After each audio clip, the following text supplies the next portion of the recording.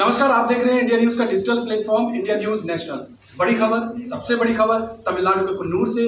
हमारे जो chief of defence staff general Bipin Rawat उनका हेलीकॉप्टर क्रैश हुआ और कुन्नूर का जो चाय बागान का जो इलाका है वहां पर ये हेलीकॉप्टर क्रैश हुआ और वहां से जो दर्दनाक खबरें सामने आ रही है, पूरा देश ये दुआ कर रहा है कि किसी तरीके से किसी के सकुशल बचने की खबर सामने आए। लेकिन अब तक जो खबरें सामने आई हैं, वेलिंगटन हॉस्पिटल एक तरीके से इन खबरों का एपिसेंटर बना हुआ है और वहां से सब लोग इस बात की दुआ कर रहे हैं कि वहां से किसी के तो सकुशल बचने की खबर सामने आए। लेकिन अब तक जो खबरें सामने आई है वो फेवरेबल नहीं है, बहुत ही अनफेवरेबल खबरें हैं। 9 लोगों की डेथ की खबर सामने आ चुकी है और जितने लोग, उसमें करीब 14 लोग शामिल थे, जिसमें 2 लोग इंडियन एयरफोर्स के थे और बाकी उसमें जनरल बिपिन रावत समेत उनकी पत्नी मधुरिका रावत और बाकी 12 लोग और मौजूद थे।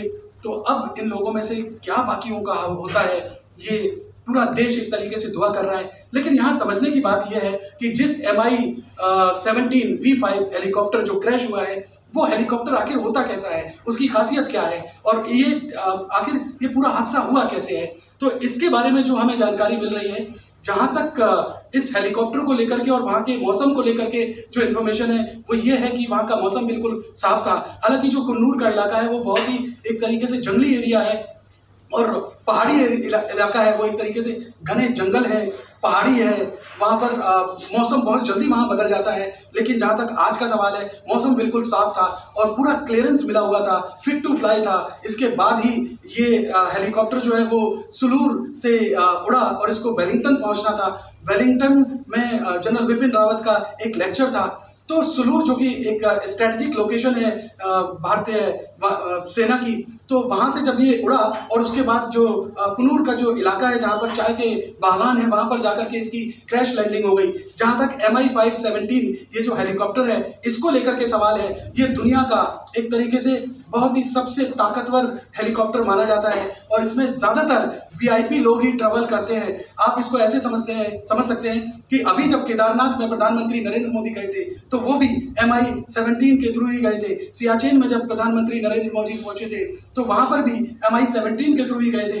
ये एक तरीके का ताकतवर हेलीकॉप्टर माना जाता है, आधुनिक तकनीकों से ये लैस होता है और इसकी जो सबसे बड़ी खासियत ये है, ये एक डबल इंजन हेलीकॉप्टर है और इसमें एक बार जब इसका टैंक पूरा फ्यूल से भर दिया जाता है तो करीब करीब 580 किलोमीटर ये ट्रेवल कर लेता है। और इसके अलावा इसमें 2 टैंक और एडिशनल होते हैं, उनमें भी अगर वो फुल कर दिया जाए तो 1000 किलोमीटर से ज्यादा ये ट्रेवल कर सकता है। यानी इसको बहुत जल्दी से जमीन पर उतरने की जरूरत नहीं पड़ती। और ये भी कहा जाता है कि 6000 मीटर की अधिकतम ऊंचाई तक ये जा सकता है, 250 किलोमीटर प्रति घंटे की रफ्तार से ये उड़ सकता है। तो एक तरीके से मान लीजिए कि जितने भी VIPs के जो प्रोग्राम होते हैं फ्लाई करने के, वो MI-17 के थ्रू ही होते हैं, क्योंकि इसको सबसे बढ़िया आधुनिक तकनीकों से लैस और ताकतवर हेलीकॉप्टर माना जाता है। लेकिन उसके बावजूद भी ये हेलीकॉप्टर क्रैश हुआ है, ये सच है।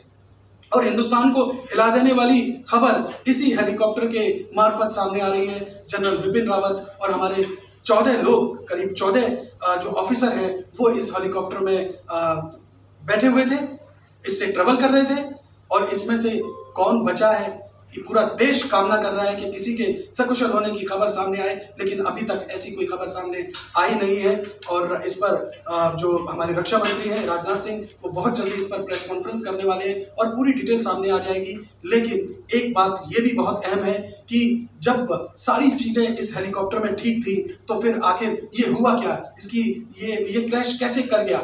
तो इसी को लेकर के एयरफोर्स ने इसकी कोर्ट ऑफ इंक्वायरी इशू कर दी गई है और ऐसा माना जा रहा है कि कोई बड़ा टेक्निकल स्नैग हुआ है जिसकी वजह से इसकी क्रैश लैंडिंग हुई और क्रैश लैंडिंग होते ही इसमें बड़े जोर से धमाका हुआ और चारों तरफ आग फैल गई, लोगों को बचाने तक का मौका नहीं मिला।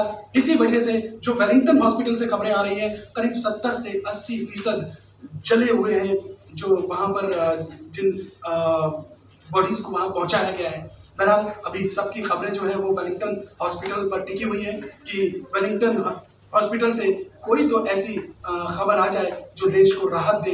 इस दुख और दर्द की घड़ी में, इस मन को विचलित कर देने वाली घड़ी में कोई तो एक खबर ऐसी आ जाए जो मन को थोड़ा सा सुकून दे दे। बहरहाल सबकी खबरें वही है, सबकी निगाहें वही टिकी हुई हैं, हमारी भी निगाहें वही टिकी हुई हैं, और जैसे ही वहाँ से कोई और बड़ा अपडेट आता है हम आपको यूँ ही बताते रहेंगे। आप इंडियन न्यूज़ नेशनल को लगातार देखते रहिए।